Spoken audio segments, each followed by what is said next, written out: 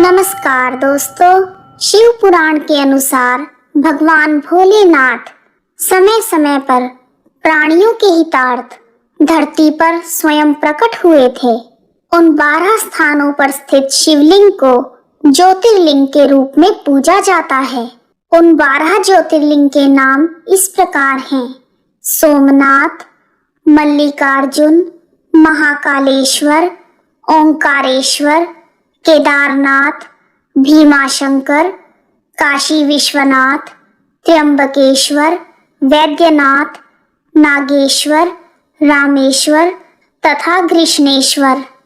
मान्यताओं के अनुसार जो मनुष्य प्रतिदिन प्रातःकाल और संध्या के समय शिव भगवान के इन 12 ज्योतिर्लिंगों का नाम लेता है, उसके जन्म जन्म के पाप नष्ट हो जाते हैं और उसे निरोगी काया की प्राप्ति होती है। आज मैं आप सभी के समक्ष सोमनाथ ज्योतिर्लिंग की कथा प्रस्तुत कर रही हूँ। आइए शुरू करते हैं। शिव महापुराण के अनुसार सोमनाथ ज्योतिर्लिंग सभी ज्योतिर्लिंगों में सबसे पहले बना था, जिसका निर्माण स्वयं चंद्रदेव ने किया था। चंद्रदेव का एक नाम सोम भी है, इसीलिए इस ज्योतिर्लिंग का नाम सोमनाथ पड़ा। ओम नमः शिवाय। दक्ष प्रजापति की 60 पुत्रियां थी। उनमें से 27 का विवाह चंद्रदेव के साथ हुआ था, परंतु चंद्रदेव अपनी 27 पत्नियों में केवल रोहिणी के साथ ही प्रेम पूर्वक व्यवहार करते थे। चंद्रदेव के ऐसे व्यवहार के कारण दक्ष प्रजापति की 26 कन्याएं बहुत अप्रसन्न रहती थी। उन्होंने अपने साथ हो रहे इस भेदभाव के बारे में अपने पिता को बताया। दक्ष प्रजापति ने इसके लिए चंद्रदेव को बहुत समझाने की कोशिश की, परंतु रोहिणी के वशीभूत चंद्रदेव के हृदय पर इसका कोई प्रभाव नहीं हुआ। अंत में दक्ष ने क्रोधित होकर चंद्रदेव को क्षय रोग से ग्रसित होने का श्राप दे दिया। इस श्राप के कारण चंद्रदेव तत्काल ही क्षय रोग से ग्रस्त हो गए। उनके क्षय रोगी होते ही पृथ्वी पर उनका सारा कार्य रुक गया। चारों ओर त्राही त्राही मच गई। चंद्रदेव स्वयं भी बहुत दुखी और चिंतित रहने लगे। उनकी ऐसी हालत देखकर इंद्र आदि सभी देवता तथा वशिष्ठ मुनि आदि ऋषिगण उनके उद्धार के लिए ब्रह्मा जी के पास गए। सारी बातें सुनकर ब्रह्मा जी ने कहा, अब जो हुआ उसे निश्चय ही पलटा नहीं जा सकता, अतः उसके निवारण के लिए मैं तुम्हें एक उपाय बताता हूँ। चंद्रदेव सभी देवताओं के साथ प्रभास नामक क्षेत्र में जाकर महामृत्युंजय मंत्र का विधि पूर्वक अनुष्ठान करते हुए भगवान भोलेनाथ की आराधना करें। अपने सामने भोलेनाथ के शिवलिंग की स्थापना करें और वहां तपस्या करें। ऐसा करने से भगवान शिव शंकर प्रसन्न होकर उन्हें क्षय रहित कर देंगे। तब ब्रह्मा जी की आज्ञा के अनुसार चंद्रदेव सभी देवताओं के साथ प्रभास नामक क्षेत्र में चले गए।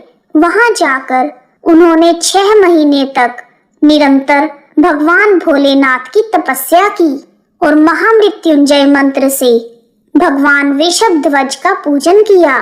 10 करोड़ बार महामृत्युंजय मंत्र का जाप तथा निरंतर ध्यान में रहते हुए स्थिर चित्त चंद्रदेव वहां लगातार खड़े रहे।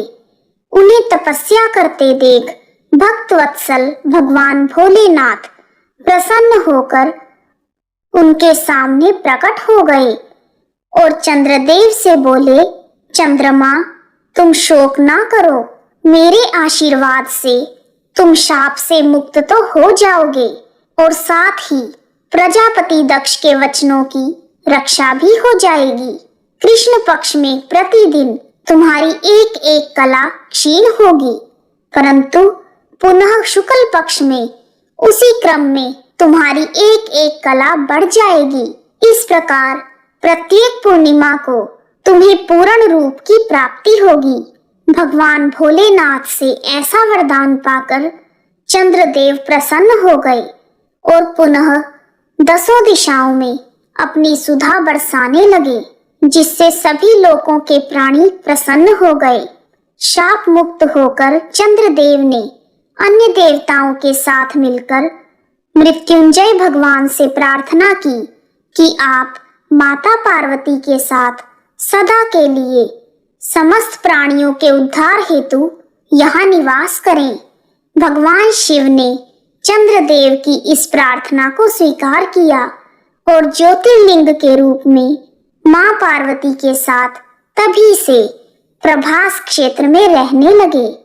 सौराष्ट्र में स्थित प्रभास क्षेत्र में इस सोमनाथ ज्योतिर्लिंग की महिमा महाभारत, श्रीमद् भागवत तथा स्कंद पुराण में भी विस्तार से बताई गई है।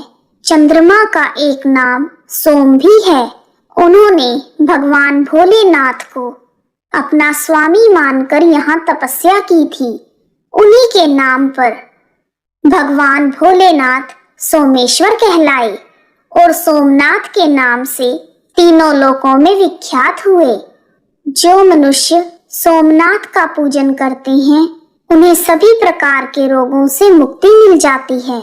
तीनों लोकों के स्वामी साक्षात भगवान शंकर सोमनाथ ज्योतिर्लिंग में विद्यमान हैं, जिसके दर्शन मात्र से भक्तों के जन्म जन्मांतर के सारे पाप और दुष्कृत्य नष्ट हो जाते हैं और वह सभी भगवान भोलेनाथ और माता पार्वती की अक्षय कृपा के पात्र बन जाते हैं। बोलो सोमनाथ भगवान की जय, भोले भंडारी की जय। इस प्रकार सोमनाथ ज्योतिर्लिंग की कथा पूर्ण हुई। यदि आपको सोमनाथ ज्योतिर्लिंग की कथा पसंद आई है तो कमेंट बॉक्स में जय सोमनाथ लिखना ना भूलें। आप सभी का हार्दिक धन्यवाद। जय सोमेश्वर भगवान की।